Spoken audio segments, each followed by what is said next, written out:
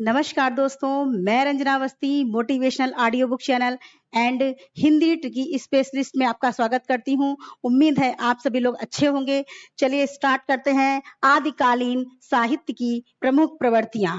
जैसा कि कहा जाता है, किसी ने कहा है, हर 2 मिनट की शोहरत के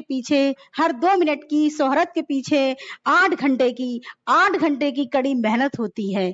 ठीक है, चलिए अब हम लोग स्टार्ट करते हैं। तो सबसे पहले, किस विद्वान ने हिंदी साहित्य के प्रारंभिक काल को वीर गाथा काल नाम दिया? तो किसने दिया था? ये आपके आचार्य रामचंद्र शुक्ल जी थे। वीर कौन थे? रामचंद्र जी थे। तो ये हो गया वीर गाथा काल, रामचंद्र जी। ठीक है, अब देखिए, हिंदी साहित्य के विभिन्न विद्वानों ने प्रारंभिक काल का भिन्न भिन्न नामों से वर्गीकरण किया, जो कि इस प्रकार है। इसको मैं ऐसे बताती हूँ।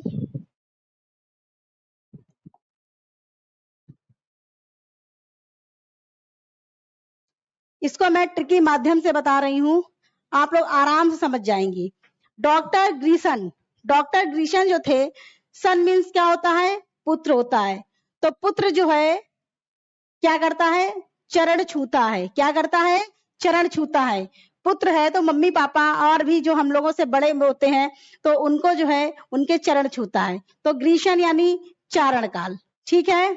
मिश्र बंधु यानी कि मिश्र बंधु भाई लोग। कौन से? मिश्रा लोग। तो ये लोग क्या करते हैं? सबसे पहले किसी भी चीज को प्रारंभ, यानी कि मिश्र लोग सबसे पहले किसी भी चीज को प्रारंभ करने से पहले बहुत सारी चीजें देखते हैं कि ये सही है या नहीं सही है। बहुत सारे विचारधाराओं में ये लोग होते हैं। उसके बाद में ये लोग किसी भी चीज को मिश्रा लोग प्रारंभ करते हैं। ठीक है। नेक्स्ट है गणपति चंद्र। तो गणपति चंद्र का भी प्रारंभिक काल है। अच्छा, इसमें होता क्या है? गणपति यानी गणेश भगवान को की सबसे पहले पूजा हम लोग किसकी करते हैं? गणेश भगवान की करते हैं। तो प्रारंभ में हम लोग किसकी पूजा करते हैं? गणेश जी की करते हैं। तो गणपति चंद्रगुप्त प्रारंभिक काल। इसके बाद में आया रामचंद्र शुक्ल, जो कि मैंने पहले ऊपर बताया फर्स्ट क्वेश्चन में कि रामचंद्र शुक्ल वीर गाथा काल। रामचंद्र जी क्या थे? वीर थे, इसलिए ये वीर गाथा काल हो गया। ठीक है, कोई कंफ्यूजन नहीं होना चाहिए। राहुल संस्कृत्यायन, तो इसमें आपको लग रहा होगा सांस्कृत्यायन और ये आ गया सामंत, तो थोड़ा सा मैच कर रहा है। तो राहुल संस्कृत्यायन सिद्ध सामंत काल के हैं। उसके बाद आया महावीर प्रसाद द्विवेदी। तो महावीर जी जो है, यानी कि हनुमान जी संजीवनी बूटी लाए थे। कहा किसके लिए लाए थे? लक्ष्मण जी के लिए लाए थे। तो वो पूरा जो है बीज, उन्होंने कहा थोड़ी सी लेके आना, लेकिन वो पूरा पहाड़ उठा के ले आए। ठीक है, तो उसमें क्या हुआ? ये उन्होंने बीज मंगाया था कि थोड़ा सा बीज ले आना, उससे काम चल जाएगा, लेकिन वो पूरा पहाड़ का पहाड़ ही ले आए। इसके बाद में क्या है? विश्वनाथ प्रसाद मिश्र का क्या है? वीर काल। इसमें वीर गाथा काल और वीर काल में बहुत लोग कंफ्यूजन हो जाता लोगों का। तो इसमें सीधा समझ लीजिए कि वीर काल है। विश्वनाथ प्रसाद मिश्र का वीर काल है और रामचंद्र शुक्ल जी का वीर गाथा काल है। क्योंकि रामचंद्र शुक्ल जी जो थे, मतलब रामचंद्र भगवान जो थे, वो वीरों की गाथाओं में आते हैं, इसलिए वीर गाथा काल हो गया। और विश्वनाथ प्रसाद मिश्र ये वीर काल के हो गए। और हजारी प्रसाद द्विवेदी, ये इनका क्या है? आदिकाल है। तो हजारी प्रसाद, तो 1000 रुपए, लोग क्या कहते हैं कि मुझे 1000 रुपए मिल जाए, ठीक है, उससे मैं ठीक ठाक खर्चा चला लूंगा। लेकिन इसमें क्या है? 1000 आदि। तो 1000 रुपए लोगों ने कब से मांगना स्टार्ट किया? आदिकाल से। 1000 रुपए कब से मांगना स्टार्ट किया? आदिकाल से, पुराने समय से। ठीक है। इसके बाद आया डॉक्टर राम कुमार वर्मा। तो राम कुमार वर्मा जी जो हैं, ये चारण काल और संधि काल के हैं। संधि माने क्या होती है? लड़ाई झगड़े, युद्ध वगैरह करना, संधि। ठीक है। तो और चारण काल इधर हमारा ऊपर था ग्रीसन का, सबसे पहला ग्रीसन का था। तो सन तो खाली पैर छुएगा, लड़ाई झगड़ा नहीं करेगा, लेकिन राम कुमार वर्मा जी जो हैं ये पैर भी छुएंगे और ये लड़ाई भी करेंगे। ठीक है, नेक्स्ट देख लेते हैं हम लोग।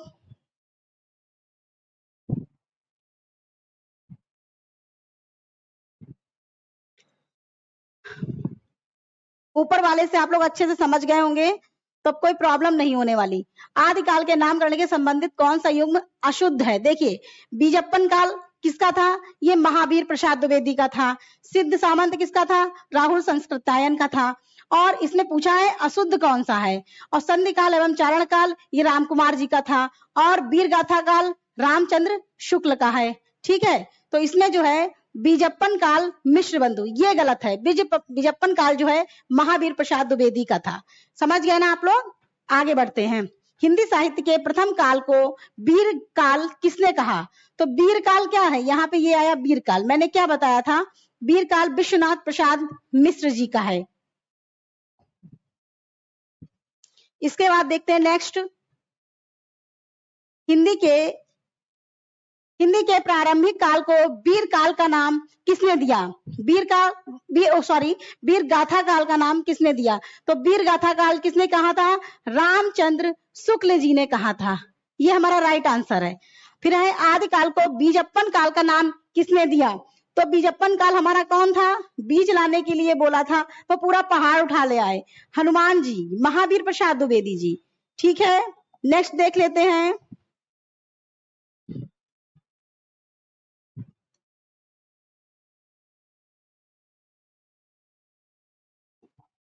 आदिकाल के लिए बीजप्पन काल अभी मैंने बताया महावीर प्रसाद द्विवेदी।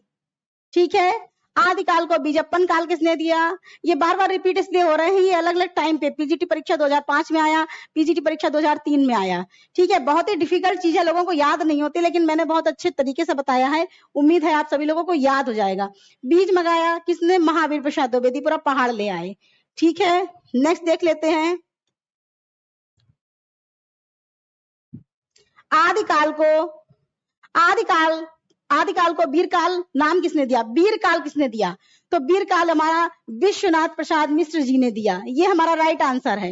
हिंदी साहित्य के प्रथम काल को आदिकाल नाम किसने दिया? तो आदिकाल किसने कहा था? आदिकाल 1000 रुपए चाहिए ना, तो जो है आदिकाल से हजारों रुपए लोगों को चाहिए हैं, तो ये जो है आदिकाल हो गया।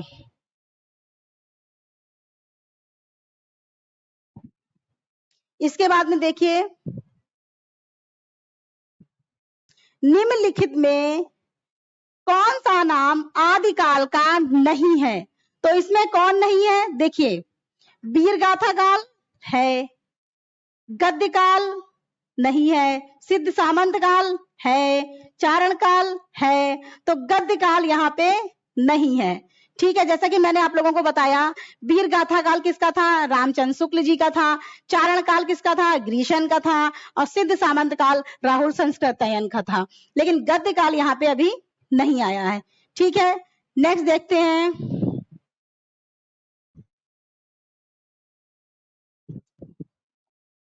आचार्य रामचंद्र शुक्ल ने अपने इतिहास ग्रंथ में हिंदी के गद्य साहित्य को इस प्रकार विभक्त किया: गद्य का आविर्भाव 1900 से 1925 और आधुनिक गद्य साहित्य की परंपरा का प्रवर्तन यानी प्रथम उत्थान, जो कि हम लोगों ने पहले वाली वीडियो में पढ़ा है, संवत 1925 से 1950।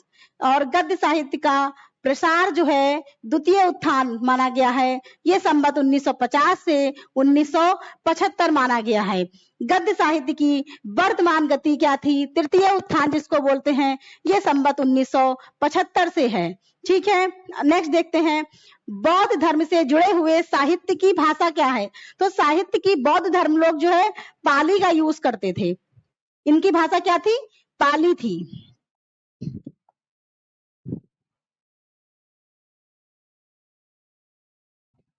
प्राकृत भाषा के विविध रूप हैं, उनमें पाली यानी प्राकृत का संबंध बौद्ध धर्म से है और अर्धमागधी का संबंध जैन धर्म के ग्रंथों से है। ठीक है, तो इसमें जो है अर्धमागधी जो है उसका संबंध जैन धर्म से है। ठीक है, जहां जहां जहां बौद्ध धर्म का प्रचार हुआ वहां वहां पाली भाषा पहुंची। जहां जहां बौद्ध लोगों ने प्रचार प्रसार किया वहां पे पाली भाषा पहुंच चुकी थी, ठीक है। और जैन धर्म के साथ अर्धमागधी पहुंची, जैन धर्म के साथ अर्धमागधी पहुंची।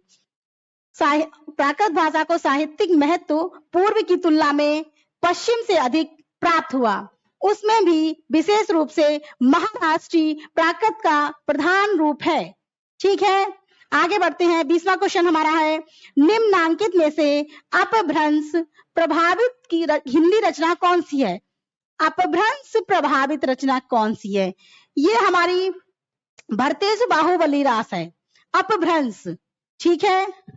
अब इसको कैसे याद करेंगे? अपभ्रंश प्रभावित, इसको आप ऐसे याद करिए। अपभ्रंश माने, मान के चलिए, खाली मैं ट्रिक बता रही हूँ, भ्रंश माने तोड़ना फोड़ना, ठीक है।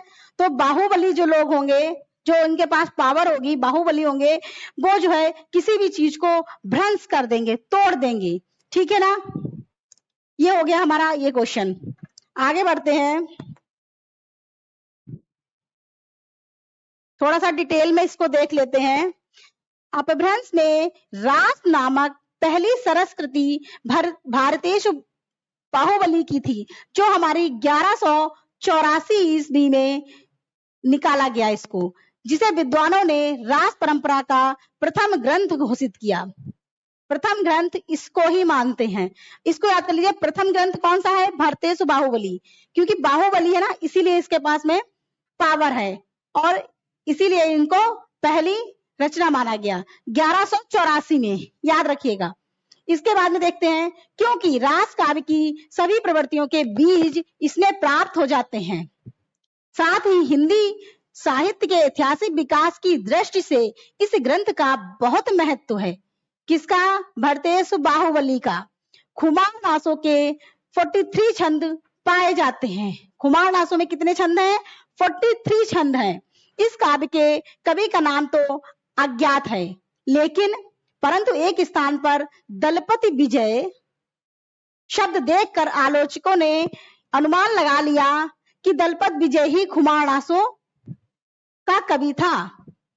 ढोला मारा रादुहा के कवि कल्लोल हैं। ढोला मारा रादुहा के कवि कल्लोल हैं। ढोला मारा रादुहा अपने मूल रूप में उपलब्ध नहीं है। यह लोक काव्य दोहाबद्ध है और मौखिक परंपरा में सुना और गाया जाता है। ढोला मारा रादुहा जो है ये आपका काव्य दोहाबद्ध है, ठीक है। अब आप देखिए, अपभ्रंश प्रभावित हिंदी रचना कौन सी है? तो अपभ्रंश मैंने भ्रंश, यानी कि आराम से बताइए, भरतेशु बाहुबली। जो बाहुबली होगा वही सारी चीजें तोड़ फोड़ करेगा। 22वां क्वेश्चन हमारा है, अबहट्ट भाषा। अबहट्ट भाषा से तात्पर्य क्या है? अबहट्ट यानी कि ग्रामीण भाषा। जैसे आपने देखा होगा, सुना होगा, जो ग्रामीण लोग होते हैं उनकी थोड़ी सी लैंग्वेज अलग होती है। तो जैसे वो हट हट जाके इस पे जो है, आप लोग ज्यादा सोचिएगा नहीं, मैं सिर्फ ट्रिक बता रही हूँ ताकि आप लोगों को याद हो जाए। अबहट्ट और अपभ्रंश वगैरह में बहुत ही कंफ्यूजन हो जाता है। तो अबहट्ट भाषा से तात्पर्य है ग्रामीण भाषा, यानी जैसे गाँव के छोटे छोटे बच्चे होते हैं तो वो क्या करते हैं, बच्चों से जब लड़ाइयां करते हैं, हट हट, तो क्या हो गया? अबहट्ट भाषा तात्पर्य हो गया ग्रामीण अपभ्रंश, ठीक है। अपभट्ट अपभ्रष्ट शब्द का विकृत रूप है। इसे अपभ्रंश या परिवर्ती अपभ्रंश कह सकते हैं। अबहट्ट अपभ्रंश आधुनिक भारतीय आर्य भाषाओं के बीच की संक्रांतिकालीन भाषा है। इसका कालखंड 900 ईस्वी से 1100 ईस्वी तक है। अबहट्ट को अपभ्रंश और पुरानी हिंदी यानी कि ग्रामीण अपभ्रंश के बीच की कड़ी माना जाता है। अबहट्ट को, ये क्वेश्चन आ भी चुका है ये वाला, अबहट्ट भाषा को अपभ्रंश और पुरानी हिंदी के बीच की कड़ी माना गया है। अबहट्ट भाषा के प्रमुख रचनाकार अदहमाण यानी अब्दुल रहमान, जिन्होंने संदेश रासक लिखी थी। और दामोदर पंडित ने उक्त व्यक्ति प्रकरण लिखा था। ज्योतिरीश्वर ठाकुर ने वर्ण रत्नाकर लिखा था और विद्यापति ने कीर्ति लता लिखी थी। अभी मैं इसका आगे बताऊंगी, इसकी ट्रिक एक एक क्वेश्चन के रूप में जब आएंगे तो मैं इसको बताऊंगी। अभट्ट में शिक्षा शब्द के लिए कौन सा रूप मिलता है? ये बहुत इंपॉर्टेंट क्वेश्चन है, इसको आप लोग लिख लीजिए। इसको मैंने बहुत सारी बुक्स में पढ़ा है। अभट्ट में शिक्षा शब्द के लिए कौन सा रूप मिलता है? तो इसमें कौन सा रूप मिलता है? शिक्षा। कौन सा मिलता है? शिक्षा शब्द। शिक्षा ये गलत है, शिक्षा ये भी गलत है, शिक्षा ये भी गलत है। शिक्षा यानी सी छोटी की पाई शी क खा, शिक्षा। ठीक है। अब अपभ्रंश के परवर्ती रूप को अपभट्ट नाम दिया गया। पीछे भी पढ़ा था अपभ्रंश के परवर्ती रूप को। अभट्ट में शिक्षा शब्द शिक्षा, शिक्षा याद रखिए, शिक्षा, सिख लोग होते ना, शिक्षा। अधिकांश साहित्यिक इतिहासकारों के अनुसार हिंदी के प्रथम कवि कौन है? ये तो सबको मालूम होगा, सरहपाद हैं। कौन है? सरहपाद। ये हमारे स्टार्टिंग के कवि माने गए हैं।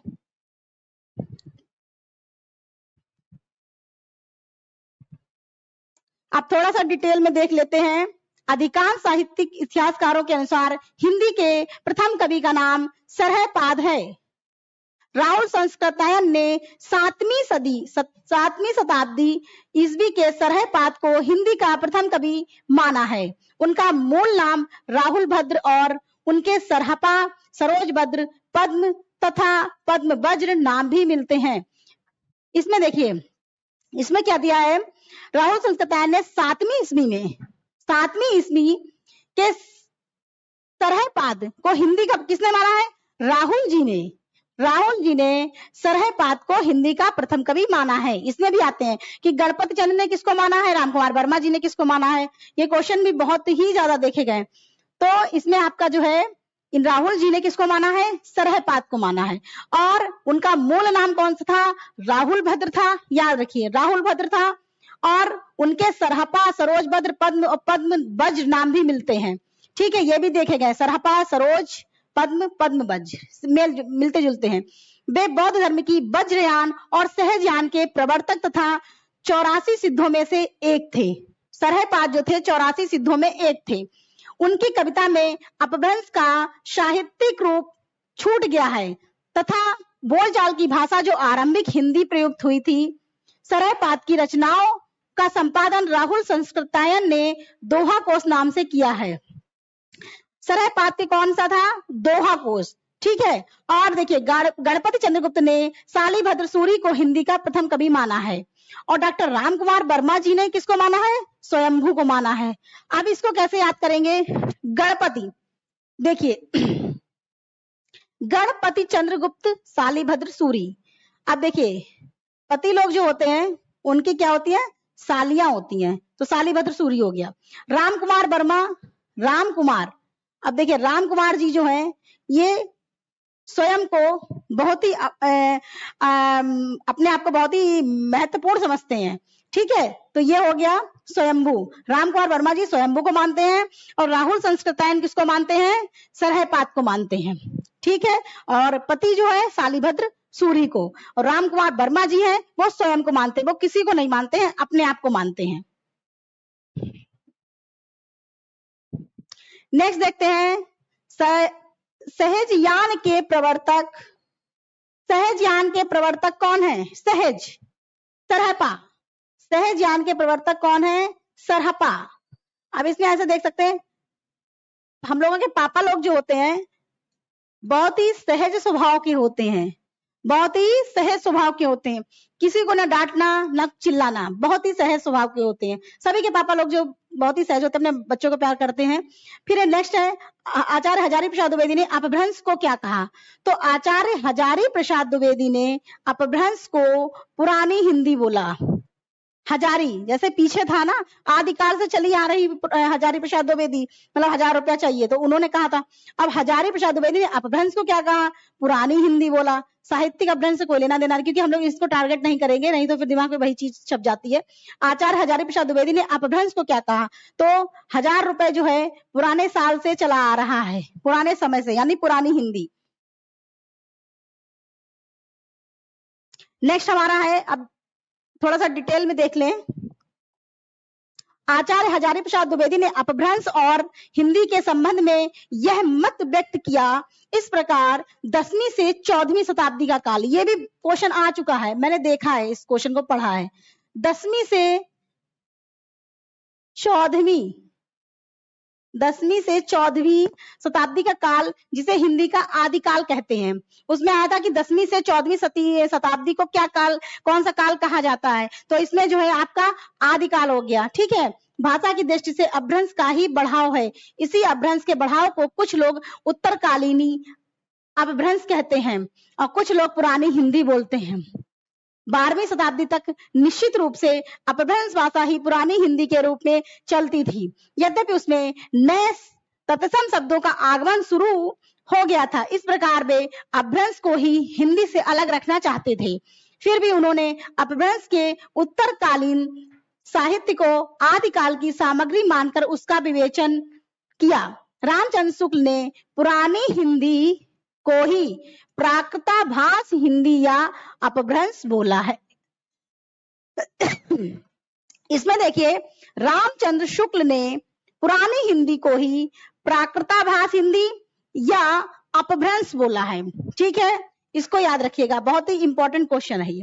रामचंद्र शुक्ल ने पुरानी हिंदी को ही प्राकृताभास हिंदी या अपभ्रंश बोला है। ठीक है, नेक्स्ट देखते हैं, 10वीं से 14वीं शताब्दी के साहित्य को किसी विद्वान ने आदिकाल नाम दिया। देखा, मैंने बोला था कि ये क्वेश्चन आएगा, और वही क्वेश्चन 10वीं से 14वीं शताब्दी, तो इसमें कौन सा है, हजारी प्रसाद द्विवेदी।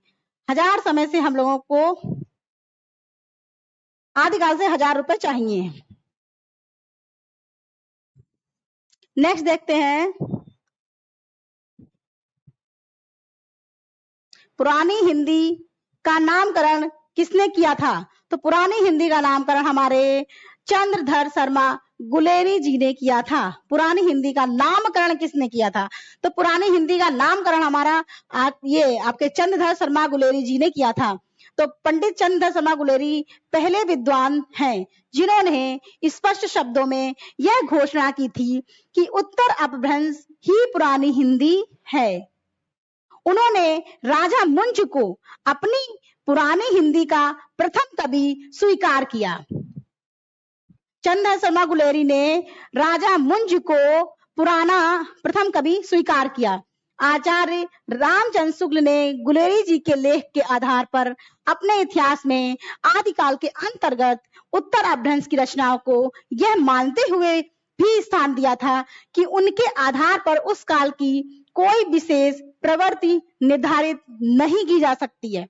तो इसमें मेन चीज आप याद कर लीजिए, चंद्रधर शर्मा गुलेरी जो थे, इन्होंने उत्तर अपभ्रंश को ही पुरानी हिंदी माना है और उन्होंने राजा मुंज को पुरानी हिंदी का प्रथम कवि स्वीकार किया है। बस इतना इंपॉर्टेंट है इसमें।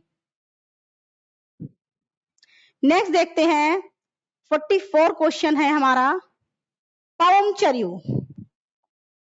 पवनचर्यू किसकी रचना है, सबको पता होगी। पवनचर्यू जो है ये हमारे स्वयंभू जी की रचना है। ठीक है, इनमें से किस ग्रंथ में लिखा है कि अग्नि परीक्षा के बाद सीता जैन धर्म में दीक्षित हो गई थी। ये हमारा जो है पवनचर्यू में है, क्योंकि पवनचर्यू में ही राम की कथा को बताया गया है।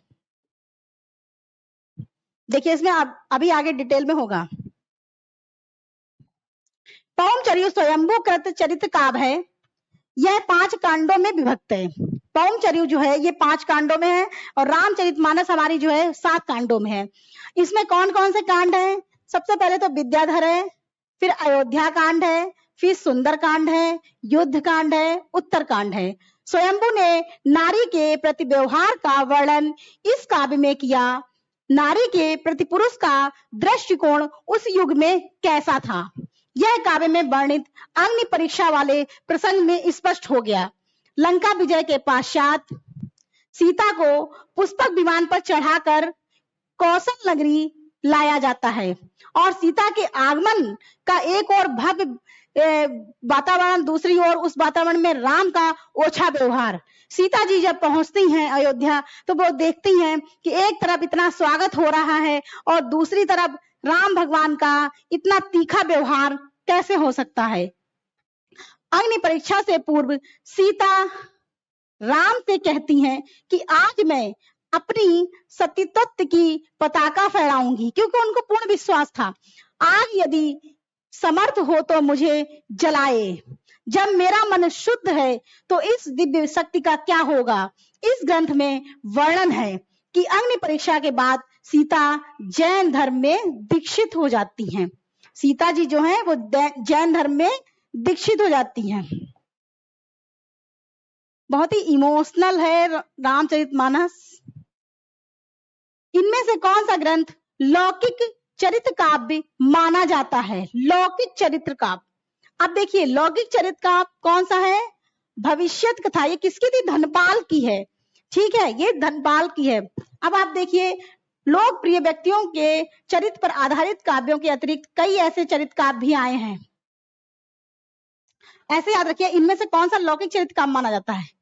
तो जो लोग लोक में रहते हैं, लोक यानी कि जो हम लोग लोक में रह रहे हैं, तो हम लोगों को भविष्य में क्या चाहिए, धन चाहिए ना, कि धन होगा तभी हम लोग आगे कुछ अच्छा कर पाएंगे, अपनी इच्छाओं को पूरा कर पाएंगे, है ना। तो लोक में हम लोगों को चरित्र काव्य किसको माना गया है, भविष्यत कथा को, जो धनपाल का है। तो इसमें क्या है, जिनमें कथानायक या तो काल्पनिक होता था अथवा किसी लोक कथा से लिया जाता था। इस श्रेणी में धनपाल द्वारा रचित भविष्यत कथा का उल्लेख है, ठीक है।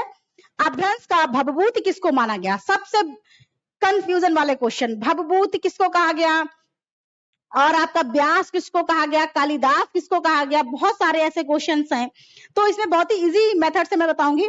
अपभ्रंश का भवभूति, आप लोग ने देखा होगा ना कि जो भूति जो हम लोग लगाते हैं टीका चंदन, जैसे जब हवन करते हैं तो हवन में जो भूति आती है उसको हम लोग बहुत ही अच्छा मानते हैं, क्योंकि इसमें इतने सारे मंत्रों से हवन किया जाता है, तो बहुत ही अच्छी चीज होती है। तो देखिए भूति जो है हम लोग क्या करते हैं, पुष्प दंत।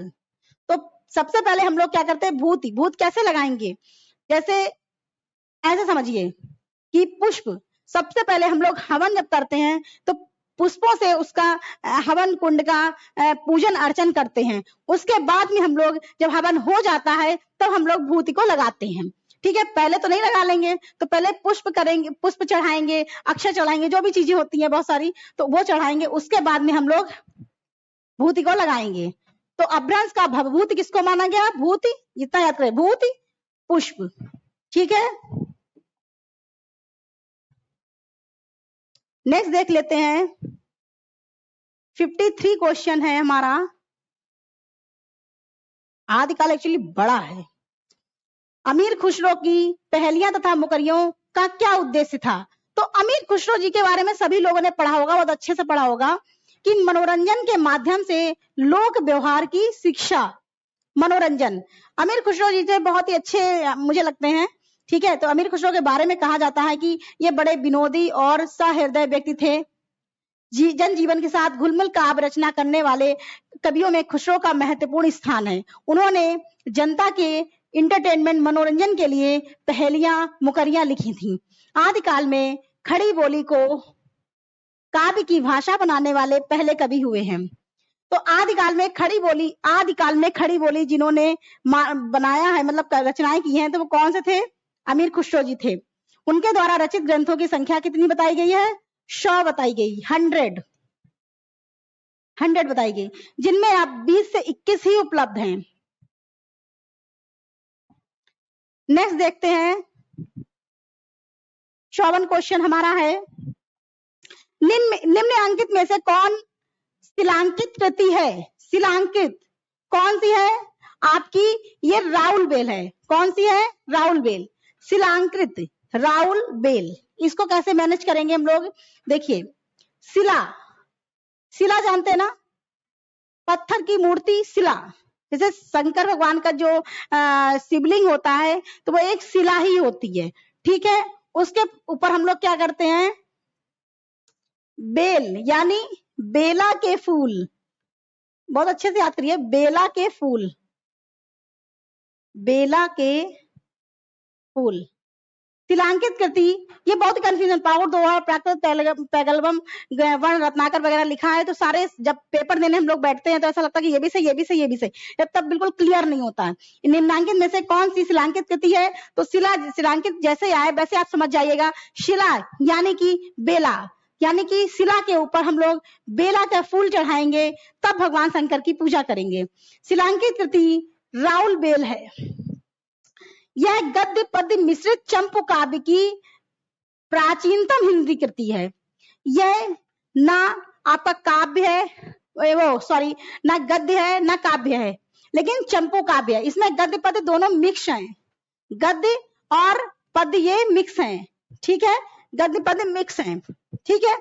क्योंकि ऐसे याद रखिए, शंकर भगवान जी जो हैं शिलांकित कृति, सपोज मान लीजिए शंकर भगवान है, शंकर भगवान जो है वो ना किसी लेडीज जेंट्स में कोई वो नहीं होता है, तो गद्य पद्य यानी कि गद्य पद्य सभी लोग इनकी पूजा कर सकते हैं। ये चंपू काव्य कृति बहुत ही इंपॉर्टेंट है। ये इसकी रचना राहुल नायिका, राहुल नाम के एक नायिका के नख सिक यानी स्टार्टिंग से लेके एंड के वर्णन के प्रसंग में हुई है। आरंभ में राहुल के सौंदर्य का वर्णन पद्य में किया गया है और गद्य का प्रयोग किया गया है।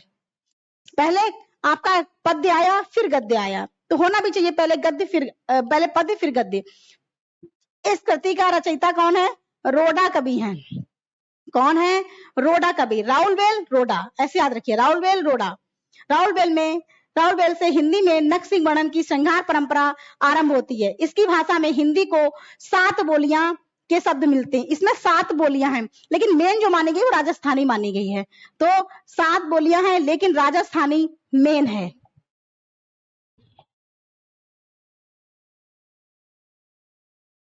कहाँ गया, हाँ ये आ गया।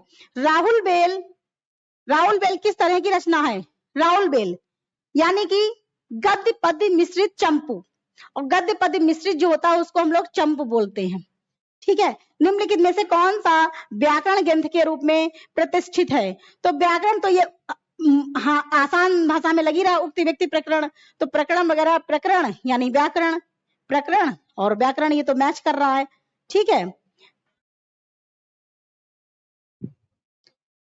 नेक्स्ट देखते हैं,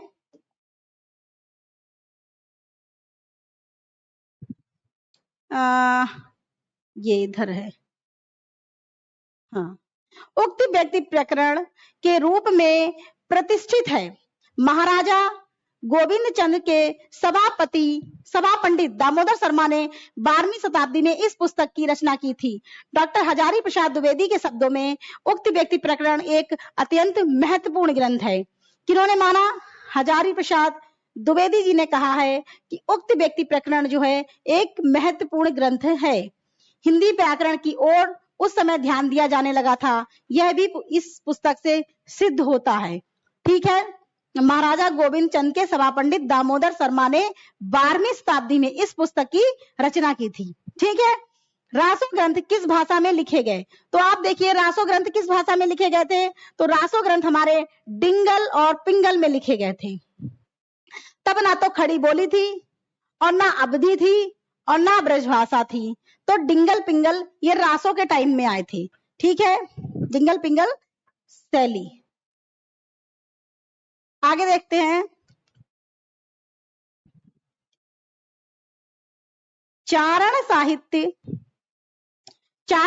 किस साहित्य का दूसरा नाम है, तो चारण साहित्य किसका दूसरा नाम है, रासो साहित्य का। किसका, रासो साहित्य का।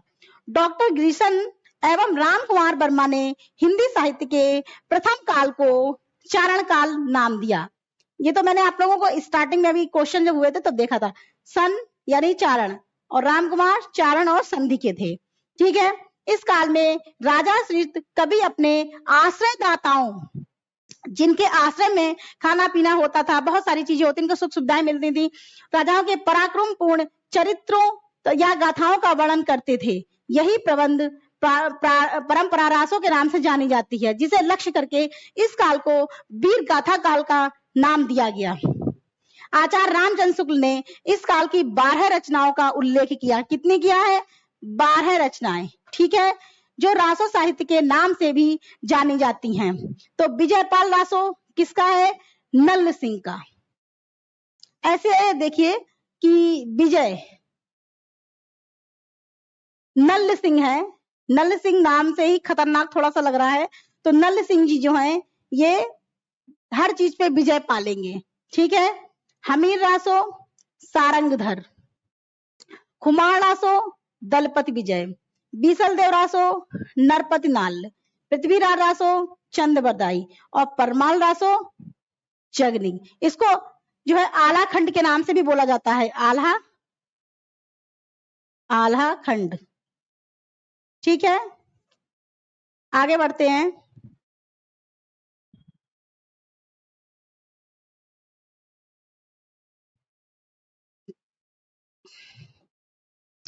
सिद्ध साहित्य के इतिहास में 84 सिद्धों का उल्लेख किया गया है। कितने सिद्ध थे? 84। नाथ कितने थे? 9। सिद्ध साहित्य के इतिहास में 84 सिद्धों का उल्लेख मिलता है, जिसमें सरहपा, सबरपा, लुईपा, विरूपा, डोम्बिपा, कनप्पा और कुकुरिप्पा आदि सिद्ध कवि थे। लेकिन नाथ काव्य योगी अलग जगाते थे। नाथ लोग जो थे गोरखनाथ से रिलेटेड थे। नाथ पंथी जिन ग्रंथों को प्रमाण मानते हैं उनमें सबसे प्राचीन हठ योग संबंधी ग्रंथ घेरंड संहिता और शिव संहिता है। कौन सा है? घेरंड संहिता और शिव संहिता, जो कि हठ योग का है। और गोरखनाथ द्वारा रचित हठ योग, गोरक्षनाथ ज्ञानामृत और गोरक्ष कल्प, ये तो सब इसमें आ ही गए। आपने देखा होगा ना कि एक मूवी देखी होगी जो वैष्णो माता और गोरखनाथ की थी, जिसमें गोरखनाथ आते हैं और जब कन्या वगैरह खिलाई जाती है तो वो कहते हैं कि नहीं मुझे मांस मदिरा चाहिए, तो वो कहते हैं, श्रीधर जो होते हैं वो कहते हैं नहीं मैं ये सब नहीं कर सकता, क्योंकि मेरा व्रत है और मैं हिंदू हूँ और मैं जो है क्या बोलते हैं ये सब नहीं कर सकता, मांस मदिरा का यूज नहीं कर सकता हूँ किसी भी कीमत पे, क्योंकि मैं वैष्णो माता का भक्त हूँ। जैन साहित्य प्राकृत एवं संस्कृत भाषा में मिलते जुलते हैं। जैन साहित्य के लेखक अगरचंद्र नाहटा थे। जैन साहित्य प्राकृत एवं संस्कृत भाषा में मिलते हैं और जैन साहित्य के लेखक अगरचंद्र नाहटा थे। और जैन साहित्य जिसे आगम कहा जाता है, इनकी संख्या 12 बताई गई है। जैन साहित्य का मेन होता है आगम से, ठीक है। अब देखिए निम्नलिखित में से 84 सिद्धों में नहीं है, तो 84 सिद्धों में कौन नहीं है? इसमें देखिए आप विरूपा थे, कनप्पा थे, कुकुरपा। अच्छा दूसरा क्या है, सिद्धों को आप कैसे जान सकते हैं? इनके लास्ट में पावर्ड जरूर जुड़ा होता है, पावर्ड जरूर जुड़ा होता है, ठीक है, इसको ध्यान रखिएगा।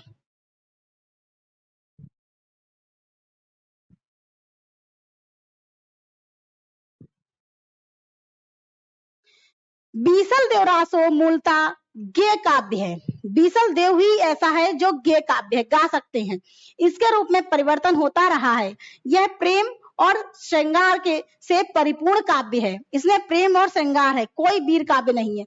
जिसमें भोज परमार की पुत्री, राजा भोज जो थे उन पर भोज परमार की पुत्री राजमती और अजमेर के ये भी नाम आ जाता है, अजमेर के चौहान राजा बीसल देव तृतीय थे के विवाह वियोग एवं पुनर्मिलन की कथा सरस शैली में प्रस्तुत की गई है।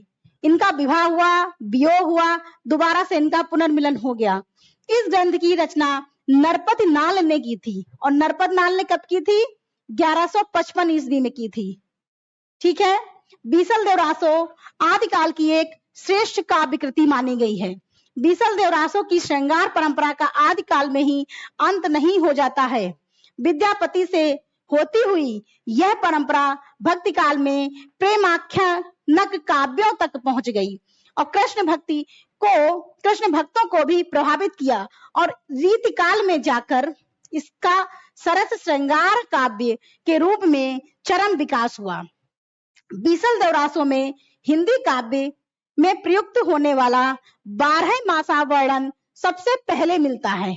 ठीक है, बीसल देव में पूछा जाता है कि 12 मासा का वर्णन किस काव्य में है, तो आप लोग बताएंगे बीसल देवरासों में है। ठीक है, नेक्स्ट देखते हैं, बीसल देवरासों के रचयिता कौन है? तो बीसल देवरासों के रचयिता कौन है? नरपति नाल। ठीक है, इसके बाद देखेंगे बीसल, फिर दोबारा से आ गया, बीसल देवरासों के रचयिता कौन है? नरपति नाल। नेक्स्ट देखते हैं,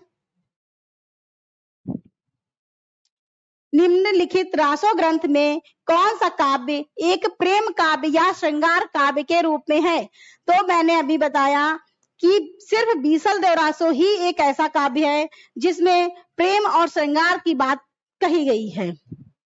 निम्नलिखित में से किस रासो काव्य का मूल वर्ण विषय वीर रस न हो के श्रृंगार रस है, जो कि बीसल देव रासो ही है।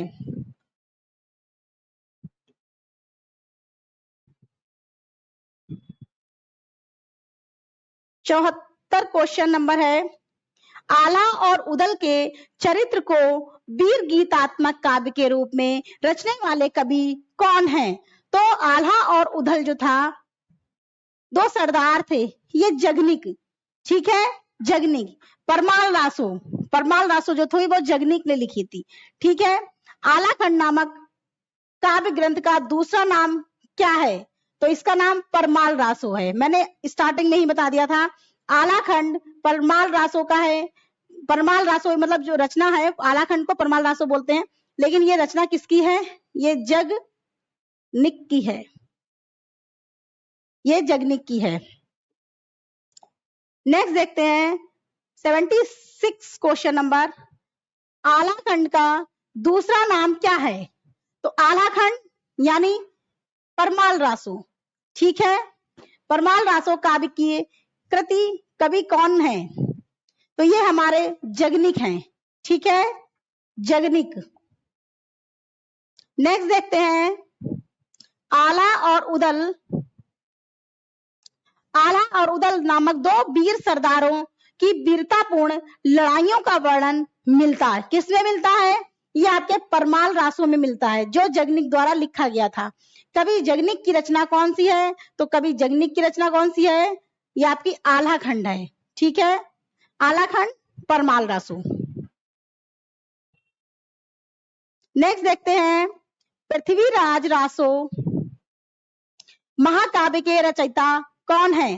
तो पृथ्वीराज रासो के चंद बरदाई जी हैं। पृथ्वीराज रासो चंद बरदाई। ठीक है, पृथ्वीराज रासो के रचयिता हैं चंद्र बरदाई। ठीक है, नेक्स्ट देखते हैं 85 क्वेश्चन नंबर, पृथ्वीराज रासो के रचयिता का नाम बताइए। तो इसके चंद्र बरदाई जी हैं। चंद्र बरदाई किसके दरबारी कवि थे? तो चंद्र बरदाई पृथ्वीराज चौहान के दरबारी कवि थे। ठीक है, आगे बढ़ते हैं 87 क्वेश्चन नंबर, पृथ्वीराज रासो किस कवि की रचना है? तो ये चंद्र बरदाई की है। ऐसे याद रख सकते हैं, अगर आप भूल भी रहे, वैसे भूलेगा कोई नहीं, पृथ्वी और चंद्र। ठीक है, हिंदी का प्रथम महाकाव्य किस रचना को माना गया है? तो ये सबसे पहले पृथ्वीराज रासो ही आया, तो पृथ्वीराज रासो को ही प्रथम महाकाव्य माना गया है।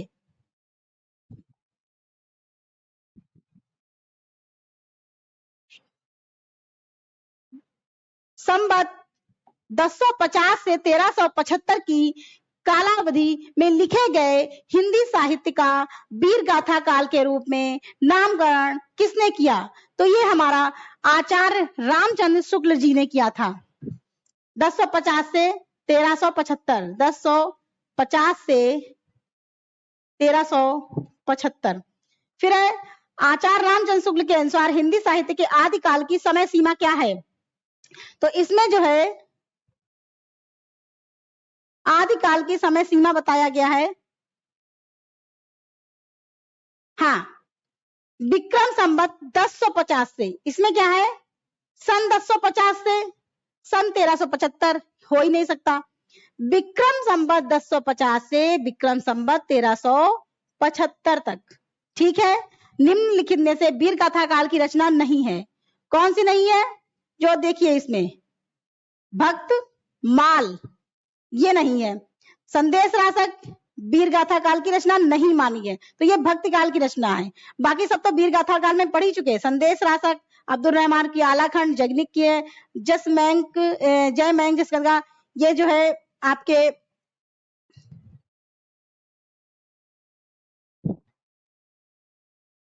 मधुकर भट्ट जी की है, ठीक है। हाँ, नाभादास भक्ति काल के कवि थे। नाभादास जी जो थे भक्ति काल के थे। इनकी रचना भक्तमाल है। और प्रियादास की भक्तमाल की टीका 1712 में लिखी गई थी।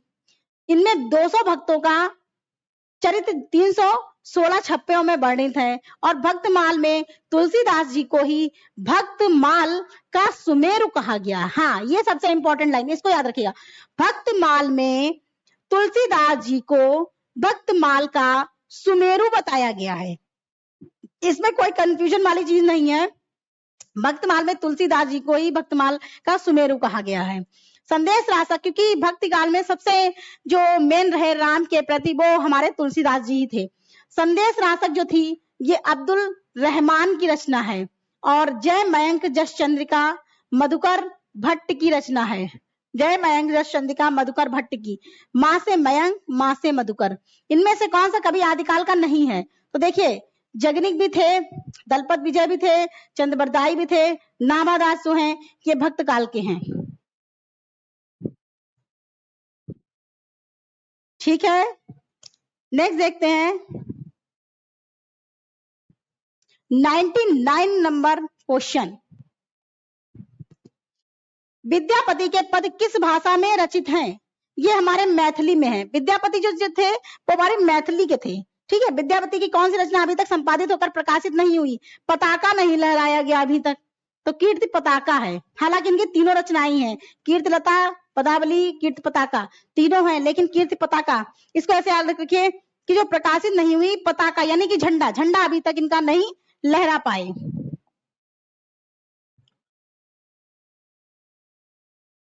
विद्यापति इनमें से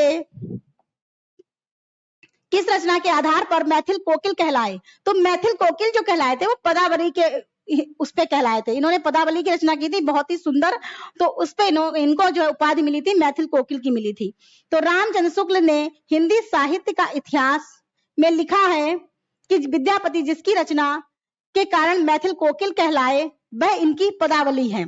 इन्होंने अपने समय की प्रचलित मैथिली भाषा का व्यवहार किया था।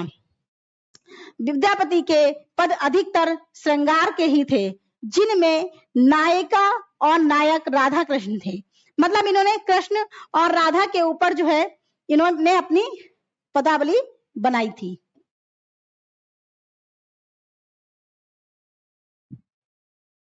नेक्स्ट देखते हैं, देसिल मैना सब जन मिठा। मिठा माने क्या होता है? मीठे मीठे वाक्य बोलना। तो मीठे मीठे वाक्य कौन बोलता है? ये पति लोग बोलते हैं, ठीक है। अब्दुल रहमान नहीं, अमीर खुसरो नहीं, कबीर गंग नहीं, पति लोग बोलते हैं मीठे मीठे वाक्य कि जिंदगी में तुमको आगे बढ़ाना है, ये करना है। बहुत बहुत सारे हस्बैंड लोग होते हैं अच्छे। प्रस्तुत उक्ति विद्यापति की है, जिसका अर्थ अपना देश या अपनी भाषा सबको मीठी लगती है।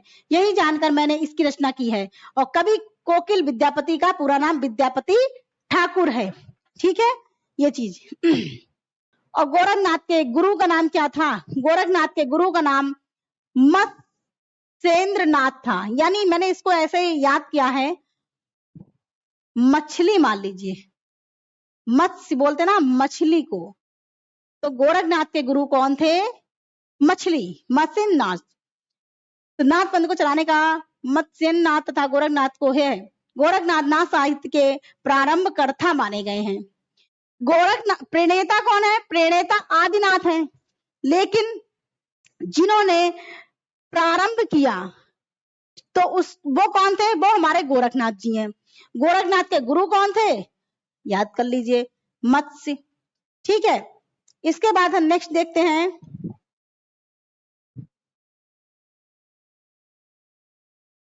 नाथ संप्रदाय में हठ योग का क्या अर्थ है? नाथ संप्रदाय में हठ योग का क्या अर्थ है?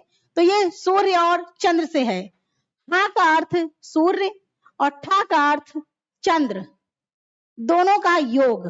तो गोरखनाथ ने हठ योग का उपदेश दिया था। हठ योगियों के सिद्ध सामंत पद्धति के अनुसार हा का अर्थ सूर्य और ठा का अर्थ चंद्र, इन दोनों के योग को ही हठ योग माना जाता है। गोरखनाथ ने ही षड चक्रों वाला योग मार्ग हिंदी साहित्य में चलाया था। ठीक है, षट चक्रों, 6 चक्रों वाला इन्होंने चलाया था।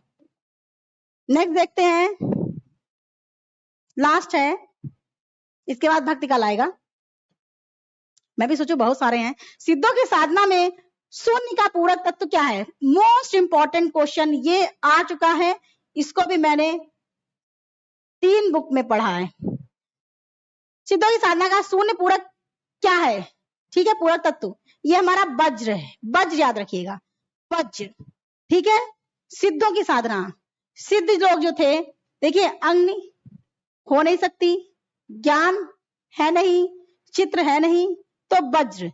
सिद्ध लोग जो थे, ऐसे याद रखिए, सिद्ध लोग कहीं भी जाते थे अपनी साधना वगैरह करने के लिए, तो वहां वज्र लेके जाते थे। ठीक है, नेक्स्ट देख लेते हैं, ये लास्ट जो वीडियो आएगा आपका, ये आएगा भक्ति काल का। ठीक है, कोई भी अगर वाक्य याद नहीं हो रहा है तो आप मुझे बताइएगा, कमेंट बॉक्स में लिख दीजिएगा, मैं आराम से आपको उसकी ट्रिक बता दूंगी।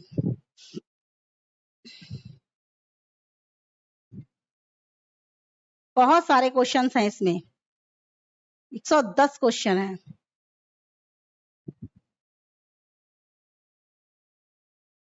आगे देखते हैं हम लोग। आदिकाल चैप्टर बहुत अच्छा है। खैर काव्य तो हमेशा से अच्छी रही है। छठा क्वेश्चन आ गया, अब हमारा आ गया ये, उधर के पार्ट हो गए, अब इधर वाला पार्ट स्टार्ट हुआ है। अब आगे देखेंगे, आदिकाल को वीर गाथा काल किसने दिया था? अब आपका रिपीट हो जाएगा। ठीक है, स्टार्टिंग में आपने पढ़ा, अब इधर क्वेश्चन उसी से रिलेटेड है, तो आराम से आपको याद होगा। आदिकाल से क्या चाहिए? 1000 रुपए चाहिए थे, लेकिन इसमें है कि आदिकाल को वीर गाथा काल किसने कहा? तो ये हमारा रामचंद्र शुक्ल जी ने कहा। किसने कहा? वीर गाथा काल। अच्छा ओके, वीर गाथा काल, वीरों की गाथा, वीरों की गाथा में किसका नाम आता है? आचार्य रामचंद्र शुक्ल जी का। हिंदी साहित्य के आदिकाल के लिए सिद्ध सामंत, सामंत से देखिए थोड़ा सा, सामंत और सांस्कृत्यायन ये मिलता जुलता है। ठीक है, नेक्स्ट देखेंगे, आई थिंक आप लोगों को समझ में आ रहा होगा। आदिकाल को सिद्ध सामंत युग किसने कहा?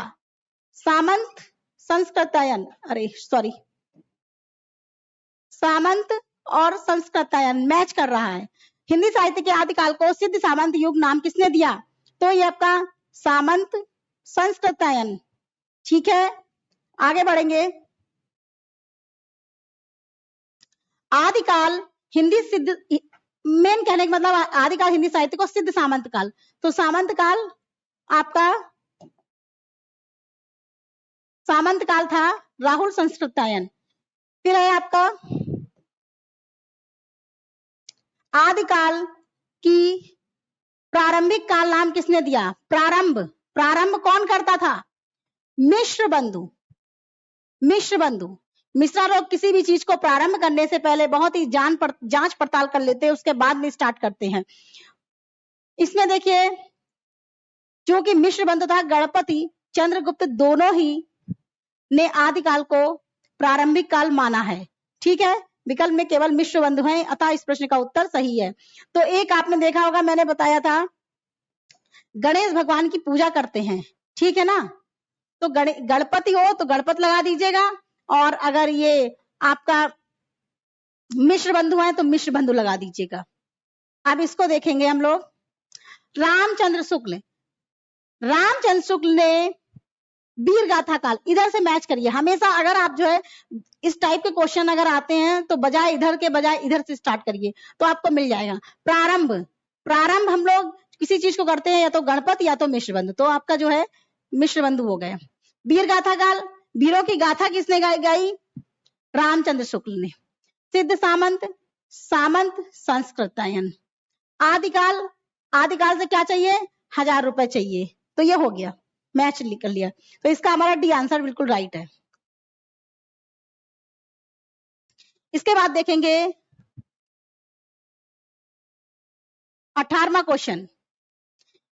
इनमें से किस साहित्य इतिहासकार ने अपने इतिहास ग्रंथ में हिंदी के गद्य साहित्य को गद्य का आविर्भाव, गद्य का प्रवर्तन, गद्य का प्रसार और गद्य की वर्तमान गति नामक खंडों में विभक्त करके विवेचित किया?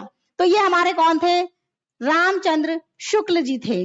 ठीक है, ये स्टार्टिंग में बताया था। इसमें गद्य का आविर्भाव, गद्य का प्रवर्तन, गद्य का प्रसार, गद्य की वर्तमान गति, सारा जो था जो उत्थान थे तो रामचंद्र शुक्ल ने ही बताए थे। आगे देखेंगे 11वीं शताब्दी में रचित लोक भाषा काव्य कौन था?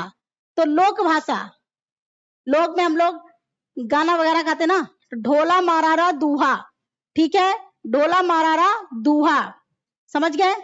तो ये हो गया ढोला मारारा दूहा। तो ढोला मारारा दूहा 11वीं शताब्दी में रचित एक लोक भाषा काव्य है। लोक में क्या गाएंगे? ढोल बजाएंगे, गाने गाएंगे। दोहा, घड़ा, पुराणा, अक्षय पंक्ति इसकी प्राचीनता की ओर संकेत करती है। मूलतः दोहों में रचित लोक काव्य को 17वीं शताब्दी में कुशल राय वाचक के कुछ चौपाइयां जोड़कर विस्तार किया गया। ठीक है, आगे देखेंगे शालिभद्र सूरी।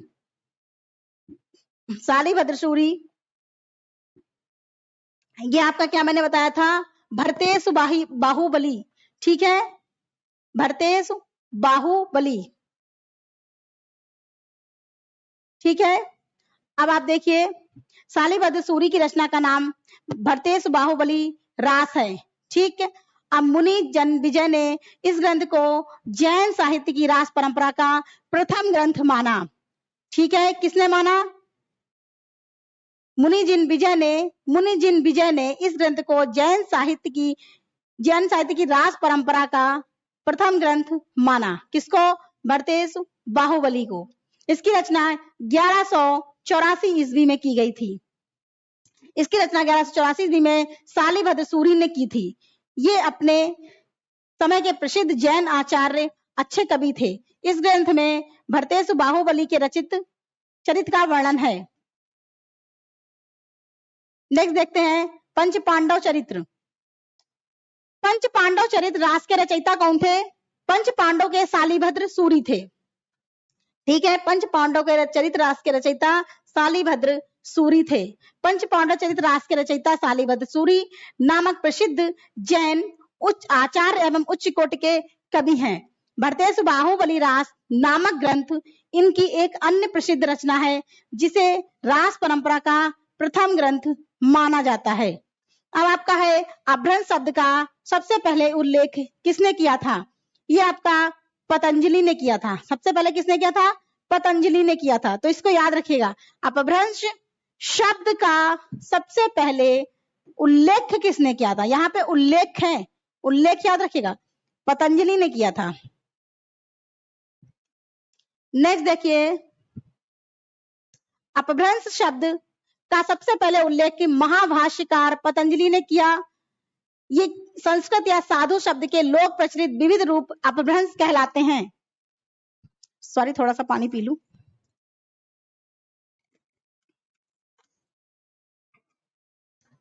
आगे बढ़ते हैं। हिंदी के किस इतिहासकार के मतानुसार शालिभद्र सूरी हिंदी के प्रथम कवि हुए हैं?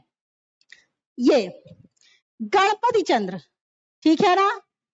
पति लोगों को मैंने क्या बताई थी? सालियां होती हैं। ठीक है, नेक्स्ट देखते हैं, सिद्धों का प्रथम कवि किसको माना गया है? तो बताइए किसको माना गया है? सरहप्पा को। ठीक है, सरहप्पा को माना गया है। सरहपात को हिंदी का प्रथम कवि किसने माना? तो ये हमारा राहुल संस्कृतायन जी ने माना। ठीक है, पंडित राहुल संस्कृतायन। नेक्स्ट देखते हैं,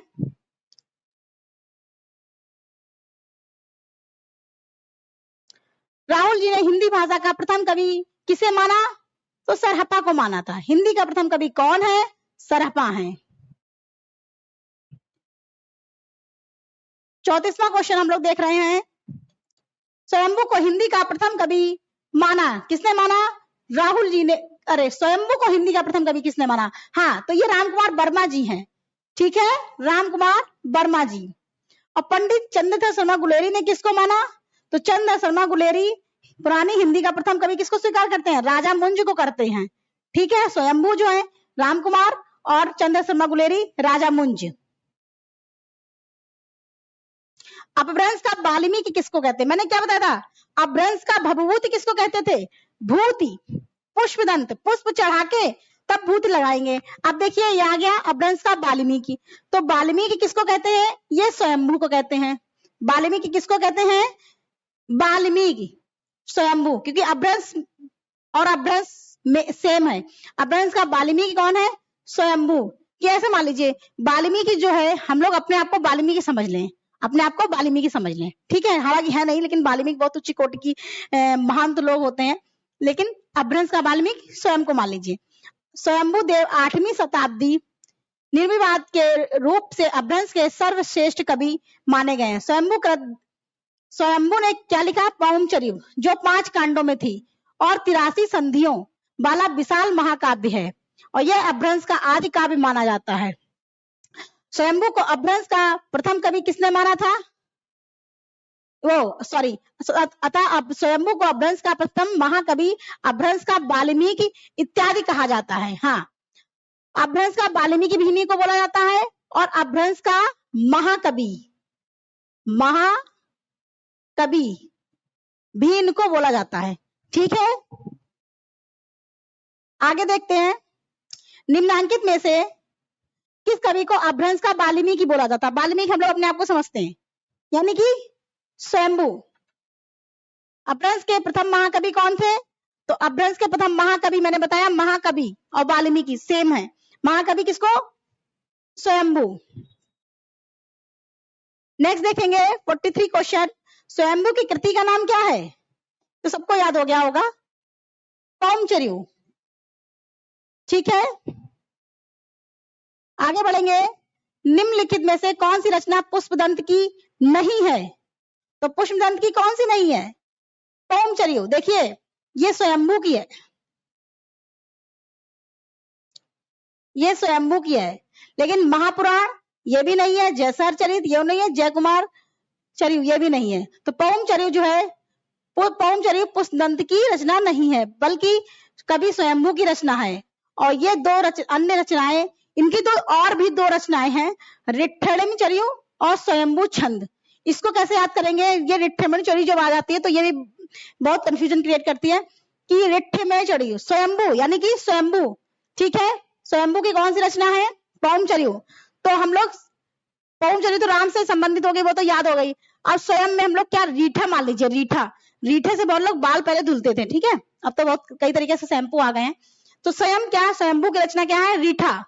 ठीक है, पुष्पदंत की और स्वयंभू छंद तो इसमें आ गया। पुष्पदंत की रचना कौन सी है? तो पुष्पदंत की रचना 3 रचनाएं मिलती हैं, जो महापुराण, जय कुमार और जसहर चर्यु। ठीक है, इसको ऐसे याद रखिए, पुष्पदंत। पुष्प पे जो महापुराण पे हम लोग क्या चढ़ाएंगे? पुष्प चढ़ाएंगे, और जसहर और जय कुमार, ये 3 जा वाली जो है इनकी, ये इनकी पुष्पदंत की है। यहाँ ये तो स्वयंभू कवि की नहीं है, ये तो आप जान ही गए हैं। रिट्ठमचर्यु ये स्वयंभू की, पौमचर्यु इनकी है, स्वयंभू छंद इनकी, महापुराण जो है ये इनकी है, पुष्पदंत की। महापुराण जो है किसकी है? पुष्प दंत की है। ठीक है, आगे बढ़ते हैं। 50वां क्वेश्चन है, खड़ी बोली में सबसे पहले काव्य सृजन करने वाले कवि कौन थे? तो सबसे पहले काव्य जिसने लिखा वो कौन था? अमीर खुसरो जी थे। कौन थे?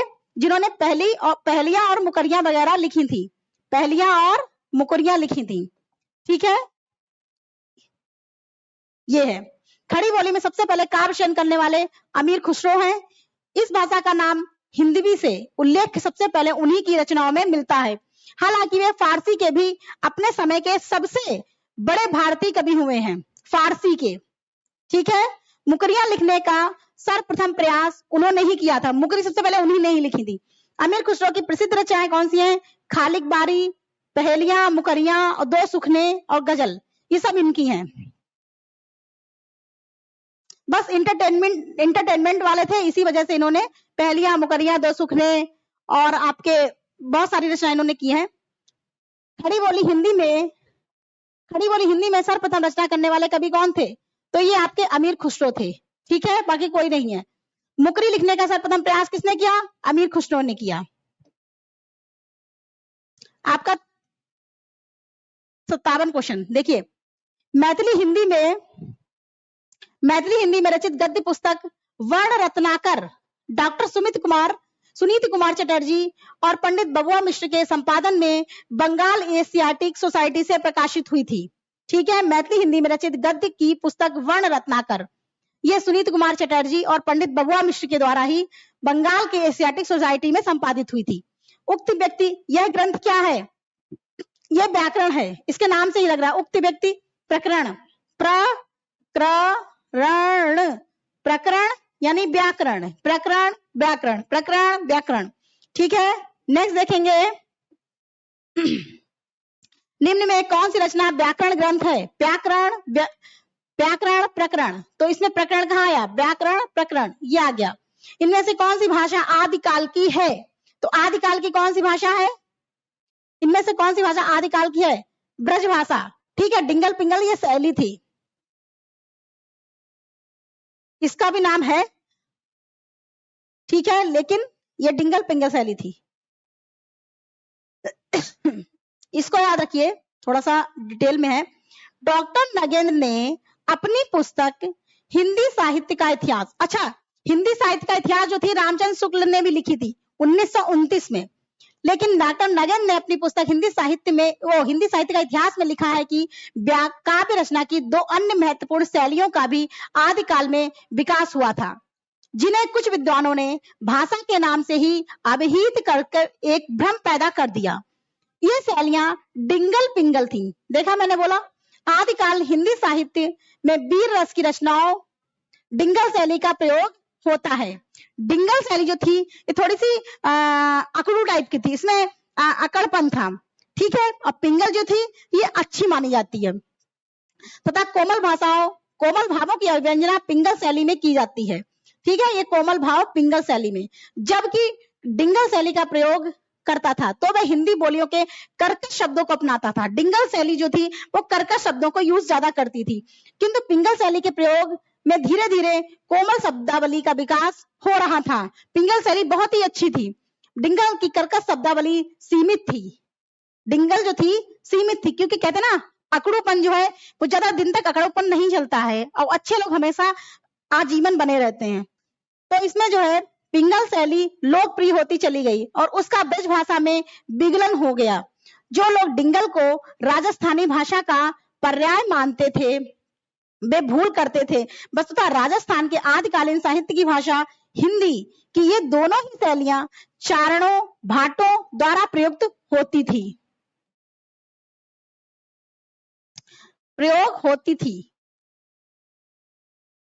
ठीक है, तथा भक्ति काल और रीति काल में भी उनके प्रयोग की वह क्षीण परंपरा चलती रही। इस आधार पर यह कहा जा सकता है कि आदिकाल की भाषा ब्रज भाषा है, खड़ी बोली आधुनिक काल की तथा अवधि मध्यकाल की भाषा है। तो आदिकाल की भाषा कौन सी मानी गई है?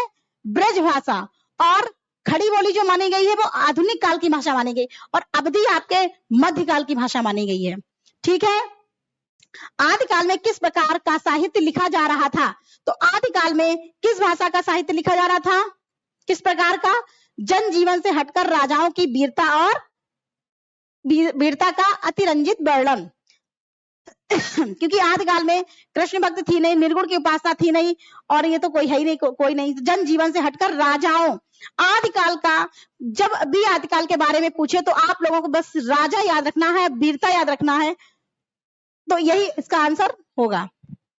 नेक्स्ट याद करेंगे, वीर गाथा काल रासो काव्य, वीर गाथा काल रासो काव्य में निम्नलिखित में से किस विषय का वर्णन नहीं है? तो इसमें देखिए, आश्रयदाता, जो कवि लोग थे वो आश्रयदाताओं, ऐसे जो मेन राजा लोग होते तो कवि लोग कहाँ रहते थे? ये राजाओं के यहाँ रहते थे, उनको आश्रय मिल जाता था उनके यहाँ। अतिरंजनापूर्ण वर्णन, ठीक है। इतिहास और कल्पना का सम्मिश्रण ना, उसके ये, हाँ, इतिहास और कल्पना, क्योंकि इतिहास जो था ये भी हो सकता है, और कृष्ण लीला ये तो हो ही नहीं सकता, ये तो भक्ति काल से संबंधित है। युद्धों का सजीव वर्णन, और जहां राजा लोग होंगे वहां युद्ध ना हो तो ऐसा हो ही नहीं सकता।